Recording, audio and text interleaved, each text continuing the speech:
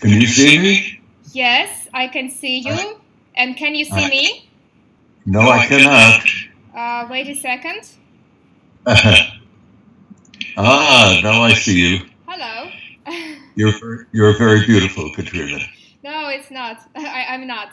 Um, I'm very pleased to talk to you. I'm very impressed. Can you hear me well? I'm sorry? Can you hear me well? Oh, yes, I can. Okay, good. Sorry. Okay. First of all, thank you very much that you agreed for this conversation.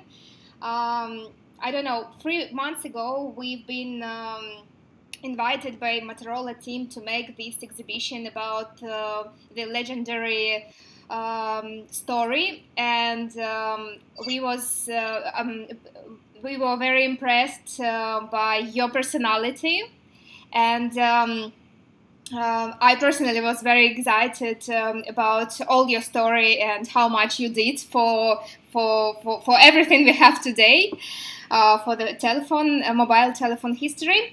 So we really want you to say just some words to Ukrainian people who will visit the exhibitions. That's why we decided to make this call. First of all, I want to ask you about your Ukrainian origin, because you are Ukrainian, yes? Yes. Yep. Well, strictly speaking, my origin is not Ukrainian. It's really Russian, because at the time my parents lived in the Ukraine, that was part of Russia. So, but I still think of it as they lived in the Ukraine. Yeah, and where did they live? Well, my father lived in a town called Skvera. I think it still exists, near Kiev. Skvera, Skvrya, Skvera. And my mother lived in a very small town called Pavlich. And my understanding is that may also exist now, but it's a tourist attraction, that there is nobody that lives there anymore.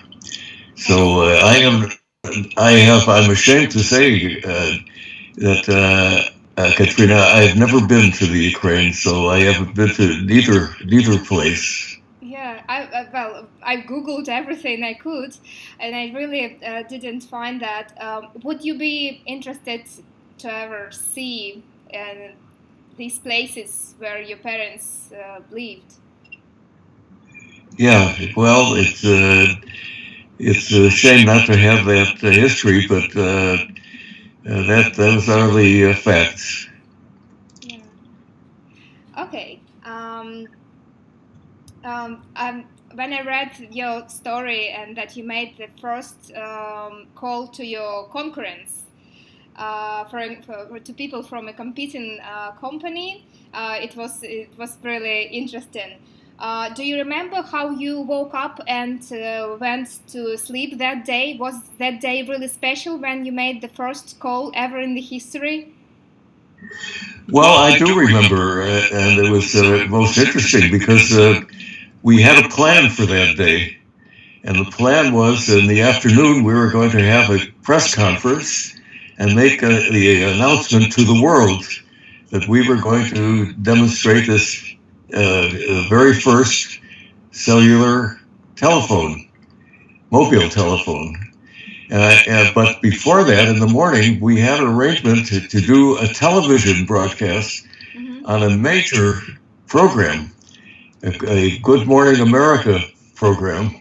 And so I woke up all excited about this, and I had a telephone call and found out that they had canceled the appearance because something more important happened than the creation of our phone. So our public relations people were very upset by this, so they made an alternate arrangement.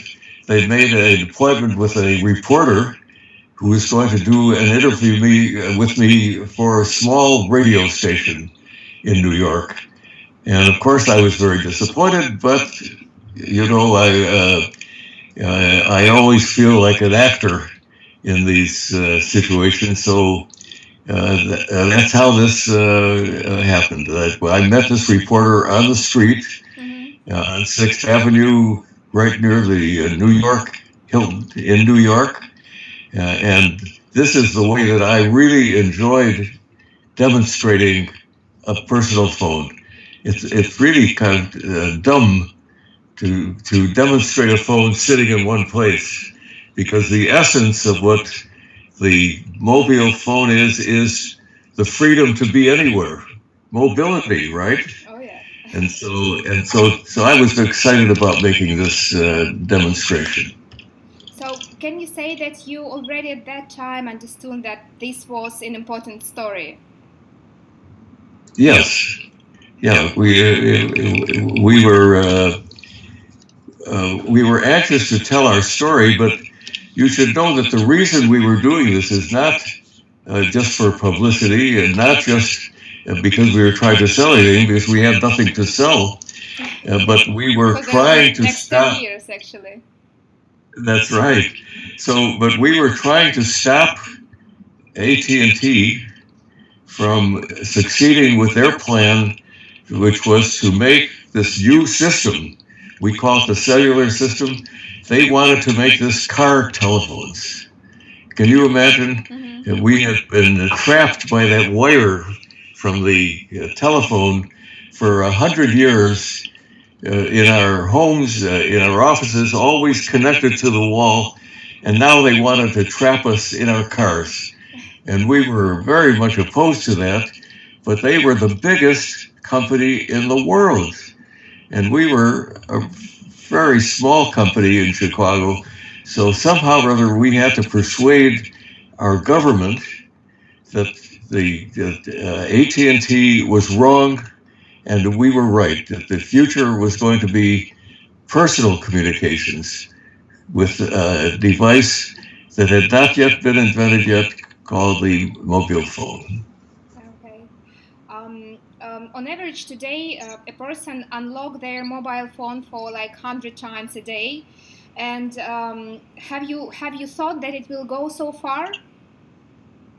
Well, we knew that someday, at least I knew this, not everybody agreed with me, that someday everybody would have such a phone. It just seemed so natural to us that if somebody had the ability to be connected to everyone, that everybody would have a phone. But this was in 1973. That's ancient times. That's before your parents were born. No. I was born actually 10 years after that, in '83. So I know something about that times. Is that right? Well, you look much younger. Okay. But at that time, the personal computer had not been invented yet. The internet did not exist. There was no such thing as a digital camera. So we had no way to predict that all of these things would become part of the future mobile phone. We knew that the mobile phone would become ubiquitous, but we never knew it would have so many devices built into it. Well, as I said before, we're opening exhibition to tell the history of Motorola, and you became the part of this history. Actually, you made this history happen. And can you say a few words for our audience, for these people who will come? Maybe just welcome words. No, I'm very honored to be a part of your museum, and I'm very pleased that I'm having the opportunity to participate. And I hope that many people come and look at this. But I'd be interested to know why you selected Motorola as the focus of this presentation. Well, actually, they selected us. I'm involved in art and culture exhibitions. I'm an art manager by my profession. And they came to us and said that they want to tell this story, but not to do this in a commercial way, but to do it in a more artistic way. So what we did is we are telling the story in the timeline, and we are telling all that happened to Motorola from the very beginning. But we also collaborate with artists. And we make installation of the moon, where the Motorola radio was, where the Armstrong was talking on Motorola radio, and we're trying to tell this story in an artistic way. So this is how it happened, and actually it's opening in 2 weeks by now. Yes. Well, you just mentioned something about the very beginning. And I really should, I know I'm diverting from your question list, but the beginning of this saga, the beginning of the story of the mobile phone was really not the phone itself. It was our understanding about the importance of personal communications. Mm-hmm. And we learned that from our customers. And who are those kinds of customers? We discovered that when we gave people a phone that they could carry with them, that it became a part of their personality, that they could not live without it. That businesses could not conduct their business without this new technology that they had. We had the head of the police department in Chicago told us that he had a serious problem, that the only way that his police officers could communicate with their central services was in the car. And when police officers were in their car, they were away from the people. And the people were those that they had to serve. He asked us to figure out a way so that their police officers could communicate and still be among the people. And that's where we built the very first phones that could travel throughout a city on a person's body. These were police officers, and this was years before the cell phone itself was invented. And that's where we had this revelation that personal communications was the future, not car telephones. Yeah, that's amazing. And actually, this is what happened, because the mobile today is something where you keep everything about you. All your profile is your best friend. There is nothing more in the world who or what knows everything about you, but your mobile does, your smartphone does. That's just amazing. No, that's right. You know that the Chief Justice of our Supreme Court in the United States has stated that the cell phone, that the mobile phone is a part of a person's personality, that you cannot separate that mobile phone from the person. So he verified what you just said. Yeah, that's amazing. Okay, that's more or less it for video interview, but if you don't mind, I would like to ask you a few more questions for online magazine Platforma. Be my pleasure. Thanks. It's a magazine about culture and innovation, and they're our informational partner, and we will send you the interview to look, as well as the video materials. Okay, so can we come back again for your family? Maybe you remember something more about it, like is there anything, maybe any words or any artifact that is left from that times? Well, no, you know that the experience that caused my family, at least my mother's family, to leave, it was not a very pleasant one, because you know the time that they left was when the Russian Revolution occurred, and the revolution of 1917. Yes. That's about the time, and the army of the Tsar, there were still soldiers wandering around the countryside, the Cossacks, and these Cossacks would come into this town of Pavlich and terrorize the people.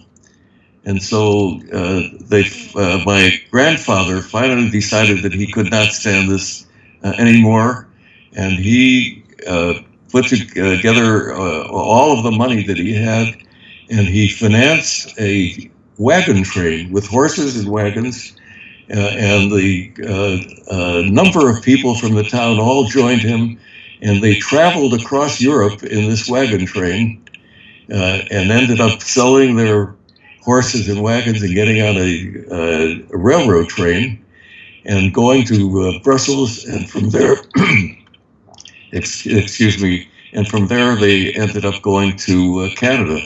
So that is how my mother's family came. My father ended up going separately. They didn't even know each other, and he traveled on a ship from Hamburg, and they met in Winnipeg. But because their experience was not the best where they came from, they rarely talked to me about those things. My mother told me about this experience where she was walking down a street in Pavlich, and she heard the Cossacks coming, and they were waving their swords, and she had to dive into a ditch to escape them. But she never spoke to me a word in Ukrainian or in Russian, and she did not like to talk about her history there. I see. Well, actually, even my grandparents didn't talk until actually like last 10 years, because it was hard experience for all of them. And they were very afraid to talk about war, because they were still afraid that these people will make something to them. These people doesn't exist anymore, but they had this fear. So it's a big trauma for the whole nation, actually. Yes. Okay. Thank you. Why the first mobile could be sent in the large-scale commercial use only in 10 years, like 83? Yes. Well, you know that when we created that very first phone, the phone was made by hand with many, many parts. And if you ask me what I was thinking about when I talked to this reporter, the most important, the most important thing I was thinking about is I hope this thing works, because it was really not reproducible. It was a one of a kind.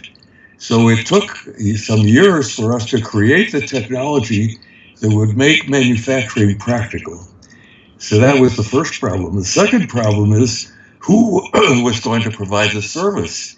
And our government had to select who were going to be the operators. And that was a very difficult problem, because at the very beginning, nobody thought there was going to be a future. And then when finally people figured that out, everybody wanted to be an operator. Why didn't they think it's a future after it? Oh, you cannot imagine. You know, it's so obvious now, right? That people will want this. I had a fellow tell me from the UK. He says, you know, maybe you Americans will use something like this, but we Brits are very conservative. He says, the most that we think will ever happen is that maybe 10,000 people in London may want to use a portable phone. So that was the thinking process, you know. Today there are, in London alone, maybe 10 million phones. So not everybody had this vision of the importance of mobile phones. Actually, interestingly, because my father was teaching the telephony at the university, and he was at the university from the 79 to 77, something like that, and he never heard about your invention, because they tried to keep it, to not inform the people in USSR. It was forbidden to tell about this innovation, so he was learning telephony, and he didn't know it existed already. It's really strange. Very interesting. Yeah. Oh, so your father was a professor? No, sorry, he was not teaching, he was studying at the university. He wasn't a professor, he was studying at that time. Oh, I see. Yeah, and they didn't tell him. And after that, he was working in the telephone company, and nobody talked about that mobile already exists. So It's like that. It was like that here. How do you see the future of remote human communication? Fantastics, for example, have long been talking about holograms, or if there is something else like scientific telepathy. Do you believe in this? Well, there are a few things that will happen before telepathy, because first of all, Katrina, I think we are only in the very beginning of what mobile phones can do. And the most difficult problem is that the way we interface with computers and with phones today is with typing, texting, and I'm a terrible texter, and by our voice, but this is very inefficient. So before we have what you call telepathy, I think we will learn how to communicate directly with our brains to the computers and to mobile phones, and we'll be able to communicate with them much more efficiently. And the phone itself, I think we have gone as far as we can go with putting everything into one universal device. Because if you think about it, if you try to make a universal device that does all things for all people, it won't do any of them optimally. Every one will be a compromise. And I think the future of the mobile phone is customization. You should have those features of a phone that are appropriate for your body, and they should be optimized for you. So, for example, the phone itself, talking, people still do talk on their mobile phones. The best way to talk on a mobile phone is to have a little device, maybe in your ear, maybe on an earring, maybe implanted under your skin, and this will be the optimum mobile phone. So if I want to talk to you, I will say to my device, because my device will be smart enough to listen to me, I want to talk to Katrina. And it'll say, oh, do you want Katrina in Canada or the one in the Ukraine? And I will say, get me the one in the Ukraine, and the next moment you and I will be talking. And that is, to me, an optimal mobile phone. When it comes to things that we have to observe, I think that we will have devices that maybe like the Google Glass, but more advanced. And at some point, these devices will be on the surface of our eyes, and we will have as big a screen as we want. Yeah. We will be able to actually see reality when we're viewing something on our mobile connection. So that is what I think is going to be the future. And by the way, I'm sorry, I should have a drink of water. The functions of the mobile phone in the future are going to be revolutionary. We are going to start measuring the human body in such a way that when people get sick, we will know about it before the disease actually becomes a serious problem. Because if you think about it, what is disease? Disease is, your body is just full of germs and toxic things, and the reason that you don't get sick is that your immune system manages all these things. If your immune system fails and a germ becomes too powerful in your body, we call that disease. But suppose that we could measure your human body continuously, not every year like we do with doctors, but measure it continuously, we will know that a germ, a disease, is starting to take hold, and we will kill it before it does anything.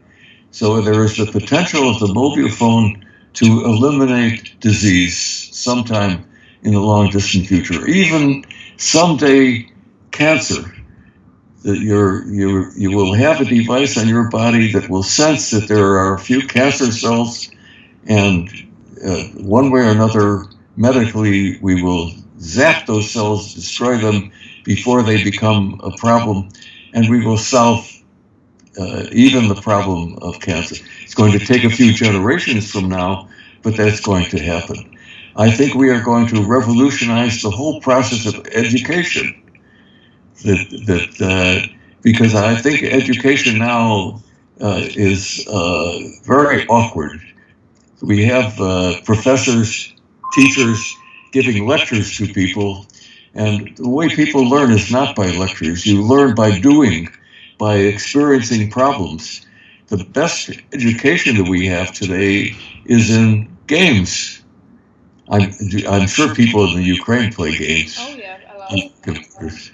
And so if people create educational processes that are like games, that entertain people, that make it fun to be educated, that embrace them, and that are adaptive. They change for each person, and as they will revolutionize the learning process. They still will eliminate schools, but the schools now, the teachers can do the important things. The teachers can interact with the students, they can understand the students and do personal teaching, not standing up in front of a crowd and talking to a whole group. So education is going to be revolutionized. And the most important thing that's going to happen in the future that the mobile phone is going to be part of is the ability of people to collaborate. Because, you know, you and I are talking now, and I'm sure that in this conversation, some new ideas have popped up in your mind, because they certainly have for me. You know, I now have a feeling that, my goodness, there are people in the Ukraine who speak English maybe better than I do. No. So the idea of collaboration being more efficient, people doing things together and doing them without the constraints of a personal meeting. So people can communicate, could collaborate 24 hours a day, wherever they are in the world. I think that is very powerful, and that's going to change the world in a very material way. Yeah, and this is something we expect in the near future. Is this what is happening next? I think it started already. Well, it started. We are demonstrating that right now. Skype, are we not? Yeah. So, when was the last time you were angry at the technology because something didn't work or something happened? well, I try not to get angry. I used to get angry all the time, but now because I'm older, I'm mellowing. So I only am annoyed now, but I get annoyed every day. Okay. Because yesterday I was working on a mobile phone for a friend of mine, and the processes of changing from one phone to another are very awkward. So I became very, very annoyed, but I try not to be angry anymore, because if you want to get angry about technology, you'll be angry all the time, and that's not Yeah, and what actually are you working on now with your company, with Dina? I'm sorry, what company? Actually, the one where I found the contact of Linda is Dina. It's called Dinah. Dinah. Yes. Sorry, We Dinah. call that Dinah. Dinah was the name of one of my wife's dogs. But we set up this company so that my wife and I can create other companies. It's what we call an incubator. It's a way of starting new companies. And the most important company we started was a company called Great Call, where my wife actually, who's much smarter than I am, by the way, she invented a phone called the Jitterbug. And the Jitterbug phone is designed for people who want only a simple phone, mostly older people, that only does the simple things with no instruction manual, very intuitive. And she designed this phone, and today 1 million people in the United States have a Jitterbug phone or something like it. So that's what Dinah was created for, so that we could have new ideas. Cool. Ray Bradbury wrote once that people choose humanity actually had the chance to go to the space and discover the space, but instead of that they choose the washing machines and they choose comfort actually instead of conquer outer space. What do you think about this idea?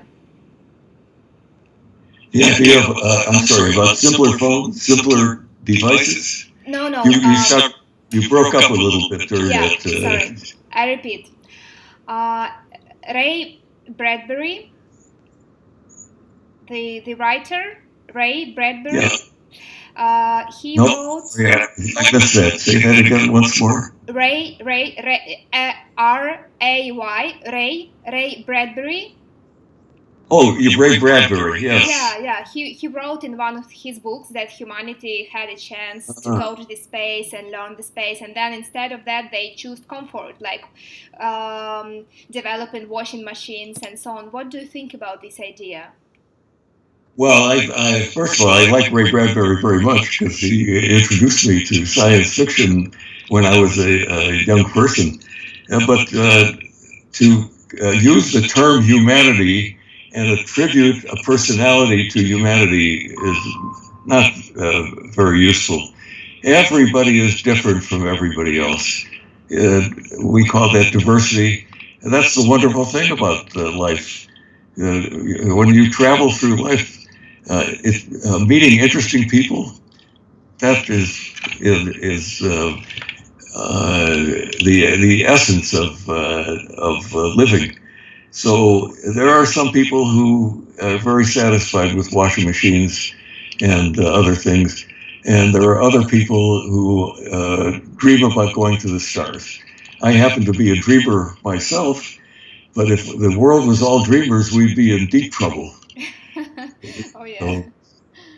So it takes all kinds of people, Katrina. Yeah.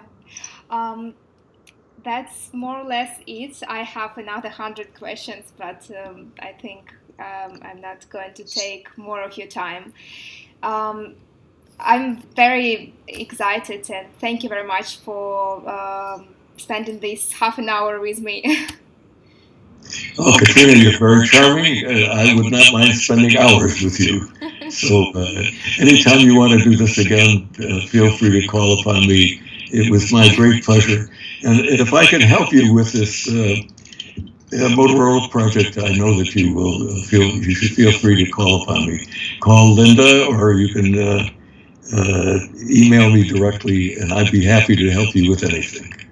Thank you very much. Actually, we did. I did something like we found many of your interviews, and you had a great thoughts in them. And what we did is we did like rules of life, like Esquire did once. I'm sorry, like, say that again. You know the magazine Esquire? Oh, yes. Yeah, they have this rules of life format. Oh, really? Yeah. No. Well, they have this like they ask people, some famous or interesting people, some questions about them, and then they took out the questions and leave just the answers. So what I did is I took like 30 of your interviews, and I took different thoughts out of there, and now we have like rules of life of Mартіном Купером. And they all look very inspiring, and I believe this will really inspire people a lot. What I can do is I can send them to you for you to look at them if you want to make sure I'm not lying anything, or this is something you would like to say. Oh, that would be my pleasure. So you already have Linda's email address. Send it to her, and I will be pleased to go over it, and maybe I can add something to it. I have one other thing that one of your questions I thought was very good. You asked what I was most proud of. Yeah. And the thing that I am most proud of the mobile phone are the people in emerging countries, not people who can afford to have smartphones, but people in Africa and other places like that, whose lives are being changed in very important ways because they now have mobile phones. We have an example of a woman in a village in India who uses microfinancing to buy a mobile phone, and then she rents the phone out to farmers in the village. The farmers spend a little bit of money with her to find out where they can get the best prices for their products in neighboring villages. And so it's a win-win-win. Everybody wins, and everybody's lives are being improved. And to me, that is what an engineer does. We try to improve the lives of people. So I just thought that I would close with that remark. Yeah. You are, once again, you are very charming, and it's a delight to talk to you. Yeah, I'm very pleased. Thank you so much. My great pleasure. Bye-bye now. Bye-bye.